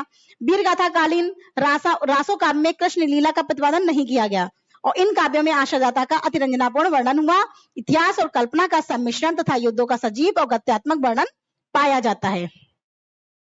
65 क्वेश्चन देखेंगे। हिंदी साहित्य के 700 से 1400 ईस्वी के कालखंड को ग्रीसन ने क्या नाम दिया? ग्रीसन आ गया तो ग्रीसन को हम लोग क्या लिखेंगे? चरण, यानी चरण। सन जो क्या करेगा? पैर छुएगा, ठीक है। हिंदी साहित्य के इतिहास, ये तो हो ही गया। पर काल विभाजन 700 से 1300 उद्धृत मिलता है, इन्होंने चरण काल का कहा गया, ठीक है। इसके बाद देखेंगे 66, बीसल देव रासो में किस शैली का यूज किया जाता है? तो बीसल देव रासो क्या था? गेय पद था, ठीक है। बीसल देव रासो गेय पद था। किसने लिखा था? नरपति नाल ने, ठीक है। और राजमती से रूठ कर बीसल देव कहाँ गए थे? ये क्वेश्चन आ चुका है, ये क्वेश्चन आ चुका है, ये आपका टीजीटी में आया था। राजमती से रूठ कर बीसल देव कहाँ गए? ये उड़ीसा चले गए थे। राजमती से रूठ कर ये उड़ीसा गए थे। बीसल देव रासो में राजा भोज परमार की पुत्री राजमती और अजमेर भी बहुत अच्छी जगह है, और अजमेर के पास में ही पुष्कर पड़ता है, वो भी बहुत ही, जहां ब्रह्मा जी का एकमात्र मंदिर माना गया है, वो भी बहुत ही अच्छी जगह है। तो अजमेर के चौहान राजा बीसल देव तृतीय के विवाह, वियोग, पुनर्मिलन की कथा सरस शैली में प्रयुक्त की गई। इसमें वर्णित की राजकुमार राजमती की बातों से रुष्ट होकर स्वाभिमानी राजा, क्योंकि भाई राजा लोग स्वाभिमानी होते हैं, तो बीसल देव उड़ीसा, अब ओडिशा बोलते हैं, चला गया। 12 वर्ष तक राजमती उसके विरह से दुखी रही। ये भी क्वेश्चन आता है कि बीसल देव रासो वो क्या बोलते हैं, राजा जो थे वो कितने वर्षों तक राजमती से रूठकर उड़ीसा में रहे थे? तो 12 वर्षों तक रहे थे वो, ठीक है। वह राजभवन की दीवारों को कोसती हुई वन में रहने की कामना करती थी। सामंती जीवन के प्रति गहरी अरुचि का सजीव चित्र इस काव्य में दिखाया गया है। तो किस रासो के अंत को आलाखंड के नाम से जाना जाता है? तो आलाखंड कौन था? आलाखंड आपका परमाल रासो किसने रखी थी? नरपति नाल ने, ठीक है। वो सॉरी जगनिक का परमाल रासो है, ठीक है।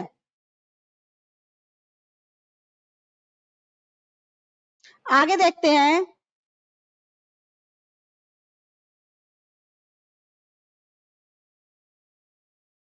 जगनिक की परमाल रासो ग्रंथ को आलाखंड के नाम से जाना गया। इसमें महोबा, ये जो आला उदल जो थे ये महोबा के थे, ये यूपी में पड़ता है। महोबा के वीर आला उदल की वीरता की गाथा है, और उत्तर प्रदेश के अवध और मध्य प्रदेश के बुंदेलखंड की सर्वाधिक वीर गाथा कही गई है। अवध यानी लखनऊ। 1865 में चार्ल्स इलियट ने जिस आलाखंड का प्रकाशन कराया था वह मौखिक परंपरा पर ही आधारित था। इसी प्रति के आधार पर डॉक्टर श्याम सुंदर दास ने परमाल रासो का पाठ निर्धारण किया, उसे नागरिक प्रचारणी सभा से प्रकाशित कराया। आगे बढ़ते हैं। उत्तर प्रदेश में आलाखंड के नाम से कौन सा काव्य प्रचलित है? आलाखंड, परमाल रासो, ठीक है, जगनिक का है ये। आलाखंड क्या है? परमाल रासो, आलाखंड, परमाल रासो ये किसका है? जगनिक, जगनिक का। हमीर रासो किसका है? सारंगधर का। पृथ्वीराज रासो चंद्रबरदाई का। खुमार रासो दलपत विजय। ठीक है, नेक्स्ट देखेंगे परमाल रासो के लेखक कौन है? परमाल रासो के लेखक हैं जगनिक। 12 बरस ले कुकर जीवे और 13 लो जिए सियार, 12 18 छत्री जिए आगे जीवन को धिक्कार। ये जो है क्या है? ये आल्हा है, आल्हा। आल्हा किसने लिखा? जगनिक ने लिखा। और आल्हा का दूसरा नाम क्या है? परमाल रासो। ठीक है, नेक्स्ट बढ़ेंगे 82 क्वेश्चन। वीर गाथा काल के प्रसिद्ध प्रबंध काव्य का नाम क्या है? प्रबंध काव्य का नाम आपका पृथ्वीराज रासो है। अच्छा, दूसरा वीर गाथा काल में जैसे देखिए इसमें तो सब तो जो है ये रामचरितमानस भक्ति काल का है, ये भी भक्ति काल का है, ये जो है कामायनी आपका गद्य का है। ठीक है, तो वीर गाथा काल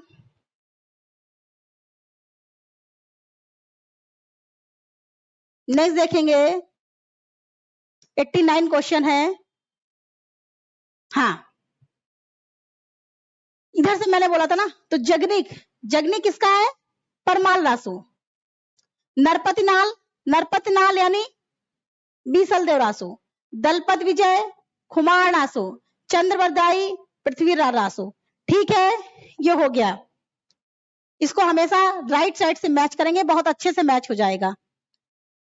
अगर दो भी आ रहे हैं तब भी जो है आपका मैच करने की कोशिश करिए तो मैच हो जाएंगे, कोई कंफ्यूजन नहीं होता। खुमार रासो के रचयिता कौन है?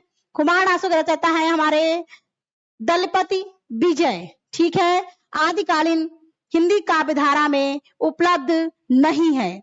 तो आदिकाल में क्या उपलब्ध नहीं है? सिख साहित्य उपलब्ध नहीं है। अभी हम लोगों ने पढ़ा जैन साहित्य के बारे में भी, सिद्ध साहित्य के बारे में। नाथ साहित्य के सिद्ध कितने थे? 84। नाथ कितने होते हैं? 9। इनके प्रणेता कौन थे? आदिनाथ थे। और स्टार्टिंग किसने की थी? गोरखनाथ ने की थी। सिद्ध कौन थे? सिद्ध 84 थे। सबसे मेन कौन था? सरहप्पा थे। ठीक है, आगे बढ़ेंगे। आदिकाल का समय कब माना गया? 1050 से 1375। ठीक है, अब इसमें आगे देखेंगे 96 नंबर है। इनमें से कौन सी रचना आदिकाल की है? तो आदिकाल की कौन सी रचना है? देखिए, सूरसागर है नहीं, बीजक है नहीं, भ्रमर गीत है नहीं, तो विद्यापति की पदावली ही इनकी है। और जब पदावली इन्होंने लिखी थी तो इनको कौन सी उपाधि मिली थी? मैथिल कोकिल की उपाधि इनको प्रदान की गई थी। ठीक है, नेक्स्ट देखेंगे 97 क्वेश्चन। आदिकालीन साहित्य का प्रमुख रस कौन है? आदिकालीन का वीर रस ही है। जिसमें राजा लोग होंगे तो जाहिर सी बात है वो वीर रस तो उसमें होना ही है। आगे बढ़ेंगे। विद्यापति ने कुल कितने ग्रंथों की रचना की थी? तो विद्यापति ने कुल कितने ग्रंथों की रचना की थी?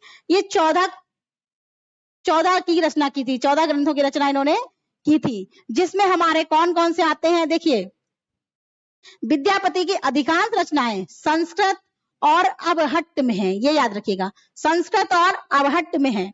कीर्तिलता और कीर्ति पताका इनकी अवहट्ट रचना है और इनकी तीसरी रचना पदावली है। तो कीर्तिलता और कीर्ति पताका ये अवहट्ट है, ये याद रखिएगा। कीर्ति नाम की जो लड़कियां दो हैं, ऐसे मान लीजिए कीर्ति नाम की दो लड़कियां जो हैं वो हट हट करती हैं। क्या करती हैं? हट हट करती हैं। ठीक है, तो वो जो है इनकी क्या हो गई? अवहट्ट। तो आप कभी भूलेंगे नहीं, कीर्ति नाम की लड़कियां दो हैं वो हट हट करके बात करती हैं, तो उनकी अवहट्ट रचना हो गई। ठीक है, जिसकी भाषा ब्रजभाषा मिश्रित मैथिली है। इनमें कीर्ति पताका, अभी तक मैंने क्या बताया? पताका, पताका यानी झंडा, झंडा अभी तक नहीं लहराया हुआ, यानी ये इनकी अधूरी है, अभी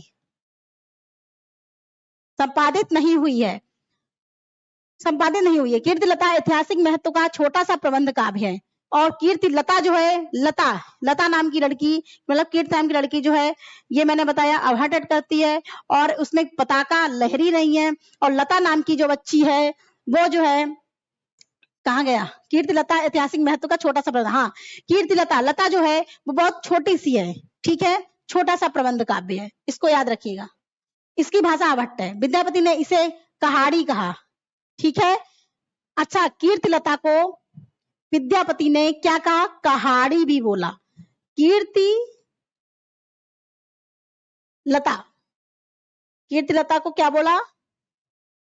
कहाड़ी, क्योंकि इसमें दो लड़कियां हैं, कीर्ति और लता, तो ये क्या हो गया? कहाड़ी, ठीक है।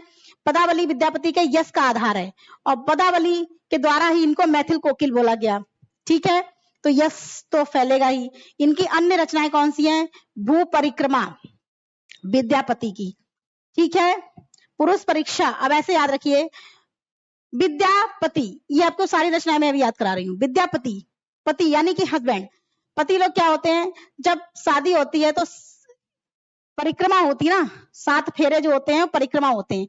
अब पति क्या है? पुरुष है। लिखनावली, पुरुष कहीं भी कोई भी ऑफिस में वर्क करते हैं तो वो परमानेंट लिखते रहते हैं, तो लिखनावली भी इनकी हो गई। शैव सर्वस्व सार, शैव मीन्स क्या है? शंकर भगवान, तो ये शैव यानी कि लिंग जोड़ लेते हैं, शैव जो है शंकर भगवान, तो ये शंकर भगवान की पूजा भी करते हैं। गंगा वाक्यावली, तो ये गंगा स्नान भी जाते हैं। दान वाक्यावली, ये दान भी देते हैं, अच्छे पति हैं। दुर्गा भक्ति, ये दुर्गा की भक्ति भी करते हैं, यानी जो नवरात्रि होती है उसमें व्रत भी रहते हैं। विभाग सार, जो मैंने बताया अभी, लिखनावली, ये किसी भी विभाग में एक उच्च अधिकारी हैं, तो ये परमानेंट इनका लिखने का काम है, ठीक है। और विभाग सार वर्ष कृत्य, और गया पटना गोरक्ष विजय, गया पटना, ठीक है, गया मान लीजिए और पटना मान लीजिए, ठीक है। गया पटना गोरक्ष विजय इनका प्रसिद्ध नाटक है। देखिए ये क्यों ना इतना प्रसिद्ध होगा? क्योंकि गया भी धार्मिक स्थल है और पटना एक जगह है, अच्छी जगह है, और गोरक्ष माने गौ की रक्षा करना, मान लीजिए गौ की रक्षा करना भी इनका धर्म है, ये करते हैं। तो गया पटना गोरक्ष विजय, ठीक है, और विजय तो प्राप्त होनी ही है, इनका प्रसिद्ध नाटक है, ठीक है। कुल ग्रंथ इनके कितने हो गए? 14 हो गए हैं। तो सबसे इंपॉर्टेंट अगर आ जाए कि इनका प्रसिद्ध नाटक कौन सा है, तो गया पटना गोरक्ष विजय, ठीक है, ये इनका प्रसिद्ध है। सारे याद हो गई होंगी आपको। उसके बाद 103 नंबर है हमारा, इनमें से कौन सा कवि अभिनव जयदेव की उपाधि से विभूषित है? तो अभिनव जयदेव, पति जो है जयदेव, सुबह सुबह जयदेव करते हैं, क्या करते हैं? देवों की पूजा करते हैं। वैसे आजकल के बहुत सारे लोग जो हैं पूजा करने लगे हैं। ये हो गया, हाँ, अभिनव जयदेव की उपाधि से विभूषित हैं, ठीक है। नेक्स्ट देखेंगे, किस कवि को अभिनव जयदेव के नाम से जाना जाता है? तो अभिनव जयदेव कौन बोलता है? जयदेव कौन बोलता है? पति। लिंक करेंगे तो आप आराम से सारी रचना याद कर लेंगे। मैंने तो सारी की सारी रचनाएं याद करी हैं ऐसे ही ट्रिक के माध्यम से, क्योंकि इतनी सारी रचनाएं याद करना पॉसिबल है ही नहीं कि किसी ने, उन्हीं राइटर ने निबंध लिखे, उन्हीं ने नाटक लिखे, उन्होंने ही पत्र पत्रिकाएं, बहुत सारा है, तो इस वजह से लिखना बहुत ही, याद करना बहुत ही असंभव चीज है। तो इस वजह से मैंने तो ट्रिक के माध्यम से ही याद किया है। निम्नलिखित में से कौन सा नाम नाथपंथी साधिका में शामिल नहीं है? तो नाथपंथी, देखिए नाथपंथी साधकों में शामिल नहीं है। तो मैंने क्या बताया था कि नाथ 9 थे, सिद्ध कितने थे? 84 थे। तो सिद्धों में पा आता है, देखिए ये पा आ गया, तो ये आपके सिद्ध के हैं। और जलंधरी, पाव, भरथरी, चूर्ण, करनाथ, ये सब जो है ये नाथ है, नाथ 9 है, ठीक है। देखिए कणप्पा, सबरप्पा, लुईपा, डोमेप्पा, कोरेप्पा आदि सिद्ध का साहित्य कवि। नाथ साहित्य विकास में जिन कवियों ने योगदान दिया उनको चौरंगीनाथ, गोपीनाथ, चुड़करनाथ, भरथरी, जलंधरी, पाव आदि प्रसिद्ध हैं, ठीक है। निम्नलिखित में किसका संबंध सिद्ध साहित्य में नहीं है? तो देखिए इसमें सरहपा इनका है, सबरप्पा का भी है, कुकरी, या लिख गया कुकरी पा है, यहाँ पे पा है, ठीक है, ये दे दिया तो कुकरे पा है यहाँ। और गोपी चंद जी हैं जो, इनका संबंध इससे नहीं है। सरापा का संबंध निम्न में से किससे है? सराफा यानी 84 सिद्धों में है। ठीक है,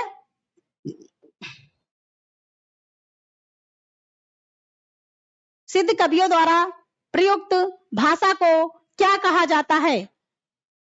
सिद्ध कवियों द्वारा प्रयुक्त भाषा को क्या कहा जाता है? संधा भाषा कहा जाता है। संधा, सिद्ध से संधा तो मैच कर रहा, तो आप लोग जान ही जाएंगे। ठीक है, संधा भाषा। नेक्स्ट देखेंगे 113 नंबर है, निम्नलिखित में से सिद्ध साहित्य के विषय में कौन सा कथन सत्य नहीं है? तो इसमें कौन सा कथन सत्य नहीं है? देखिए, सिद्ध साहित्य का झुकाव सहज साधना की ओर था, बिल्कुल था। ठीक है, सिद्ध साहित्य के प्रथम कवि सरहप्पा थे, बिल्कुल थे।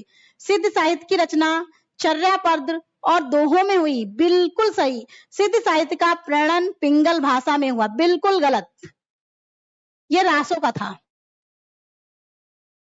और दूसरा है, चारों क्वेश्चन जब लिखे हो तो पहले आप निगेटिव ही देख लीजिए कि इसमें कौन सा आपने क्वेश्चन पढ़ा, कहीं ना कहीं आपने पढ़ा होगा तो आपको दिमाग में जरूर होगा कि पहले उसको कट कर दीजिए कि ये नहीं हो सकता, ये नहीं हो सकता, ये होगा, लास्ट में पता चल जाएगा। ठीक है, नेक्स्ट देखेंगे। हो गया, ये आपके कितने क्वेश्चन कराए मैंने हैं? 113 क्वेश्चन है। ठीक है, तो 113 क्वेश्चन। अब आगे की जो हम लोग पढ़ेंगे वो भक्ति काल पढ़ेंगे, वो भी बहुत ही इंटरेस्टिंग है। इतने क्वेश्चन आई थिंक आप लोगों को समझ में आ गए होंगे। उम्मीद है कि ये वीडियो आप लोगों को अच्छी लगी होगी, और कमेंट बॉक्स में जो चीज आपको डिफिकल्ट लग रही है तो प्लीज उसको बताइए, मैं उस चैप्टर को पहले पढ़ा दूंगी। जरूरी नहीं कि मैं घटना चक्र को पहले कंप्लीट करूं, ठीक है, लेकिन मैं आगे की बुक जो पढ़ाने की सोच रही हूँ, पहले तो सरस्वती पांडे, गोविंद पांडे हैं, लेकिन उससे पहले मैं सोच रही हूँ जो एक पत्नी सी बुक है विश्वनाथ त्रिपाठी जी की, वो भी बहुत अच्छी बुक है, मैंने भी उसको पढ़ा, बहुत अच्छी बुक है। तो जो है आपका विश्वनाथ त्रिपाठी जी की जो पुस्तक है संक्षिप्त इतिहास, उसको मैं आपको जरूर पढ़ के बताऊंगी और ट्रिक माध्यम से बताऊंगी, ज्यादा से ज्यादा ट्रिक लाने की कोशिश करूंगी। तो उम्मीद है आप लोगों को अच्छा लगा हो, और इतनी देर तक हमारे साथ जुड़े रहे उसके लिए बहुत बहुत धन्यवाद। थैंक यू सो मच, और कल मिलते हैं। All the best.